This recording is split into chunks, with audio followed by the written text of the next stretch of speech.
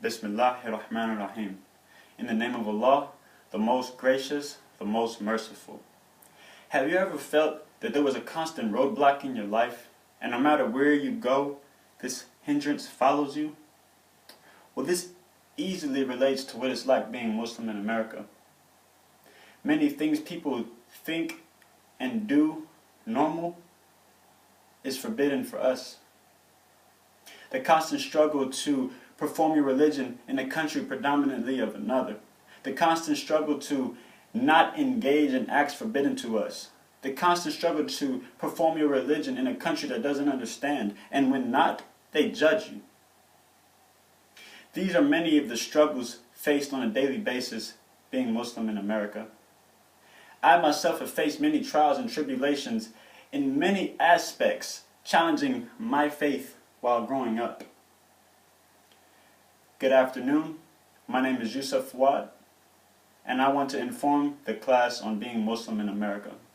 Now, to understand what it's like to be Muslim in America, you must understand what Islam is, the beliefs, the history, and many of the struggles faced today. So what is Islam? Islam is a way of life. By definition, it means submission, rooting from the word salam, meaning obedience or to submit. According to Muhammad Mas'ud Ahmed, Islam is as old as the history of mankind. Since Islam is a natural and complete way of life, it had to simultaneously exist for guidance. Islam is taught as a way of life, not simply a religion, and is the third and last of the God-revealed religions. Over the years, through hierarchical and contagious diffusion, Islam has spread throughout the world and becoming the second largest religion in the world. According to MuslimPopulation.com, Islam in 2013 has reached 2.04 billion people throughout the world, 50% in Africa, 30% in Asia, and the remaining 20% spread throughout the remaining continents. As stated before, Islam is a way of life. It has always existed or coexisted, but the official religion was revealed to Prophet Muhammad sallallahu alaihi wasallam, the seal of prophets and the last messenger of Allah. The teachings of the religion come from a book similar to the Bible. It's called the Quran. According to Essentials of Islam by Muhammad Mas'ud Ahmed, he says that in 611 AD, the Quran began being revealed to Prophet Muhammad in a cave called Hira when he was 40 years old in Mecca, Saudi Arabia. He was revealed to him by Angel Gabriel or Angel Jibreel. The Quran, our holy book, was revealed to Prophet Muhammad, who then would have it written down by someone who was literate. His sole purpose was to teach and spread the religion of Allah, Islam. Now, knowing what Islam is, and it creates a building or basics, but to understand the Islam, to understand the religion completely, you must understand the beliefs. That's what makes it clear. Which leads me into my next topic. Ashhadu an la ilaha illallah Muhammadan Rasulullah. I bear witness that there is no God but Allah, and Muhammad is his messenger. This is the most basic belief of Islam, and the first thing learned by new Muslims. Religion is a makeup of beliefs and rules that govern one's life. Islam has 5 pillars and 5 beliefs, or having faith in 5 other things to make you a true Muslim. Religion, like any structure that you want strong, needs pillars to keep it standing. And in Islam there are 5. Salat, which is prayer. Zakat, which is charity. Saum, which is fasting. Hajj, which is pilgrimage to the Holy Land. And declaration of faith, which is shahada. Now, along with that is faith in 5 things. Belief that there is no God but Allah. Belief in His angels. Belief in the prophets, including Jesus. Belief in all of the books, the Psalms, the Old Testament, the New Testament, the Quran.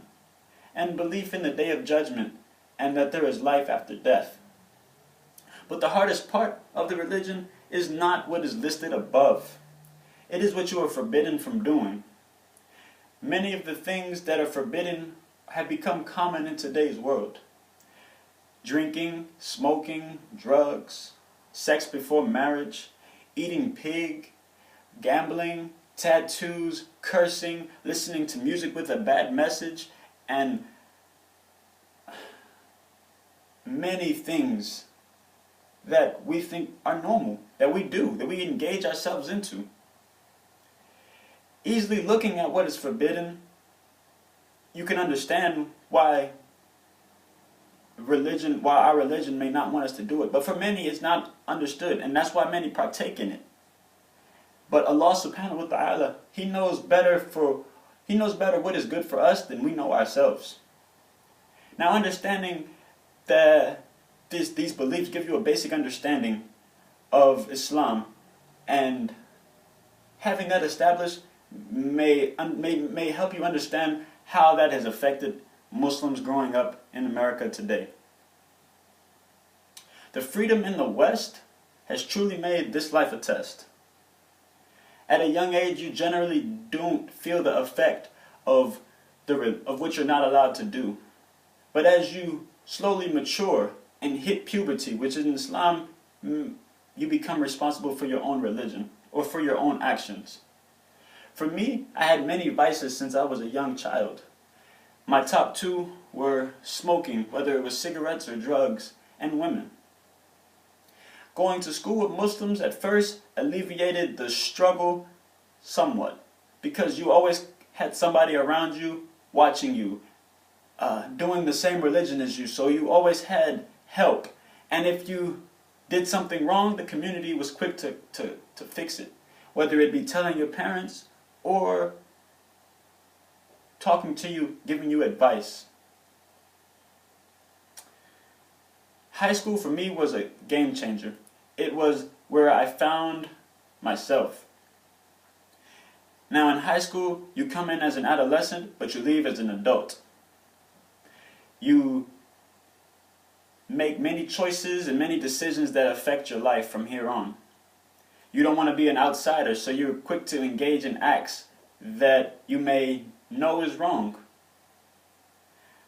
I now had freedom because there was no Muslims. I was quick to forget that there was God always watching me, because I wanted to participate in all of the things many made look fun. Whether it was smoking, drinking, dating, sex, drugs, name it, I was taking part in it. I became so lost in this dunya, forgetting my religion. This country makes it very hard to practice your religion. The schedule makes it hard. Working, generally you work 5 days a week, 8 to 9 hours a day. There is no break for fasting, where they don't change your schedule. There is no break for prayer, maybe occasionally, and you have to take off to practice your holidays, which are Eid al-Fitr. Whereas Sundays are off for those that go to church. All of the holidays, including Christmas, you have off to go. So it does not make it hard to practice Christianity or many other religions in this country, but Islam it does. So practicing Islam in America can be very difficult, facing many challenges on a daily basis.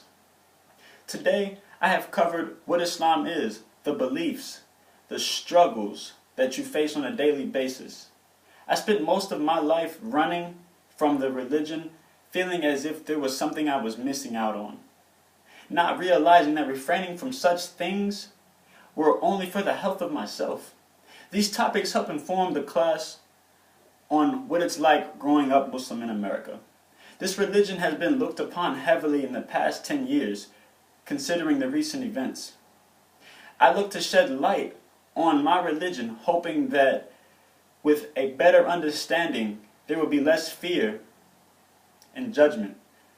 The lack of understanding or ignorance creates a barrier between us. Just because one is Muslim does not mean he's a terrorist.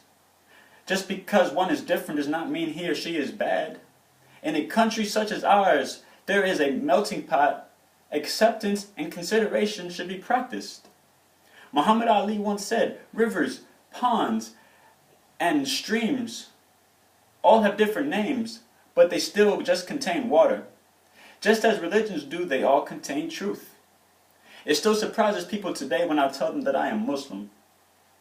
Religion may govern your actions, but does not define who you are. I am American.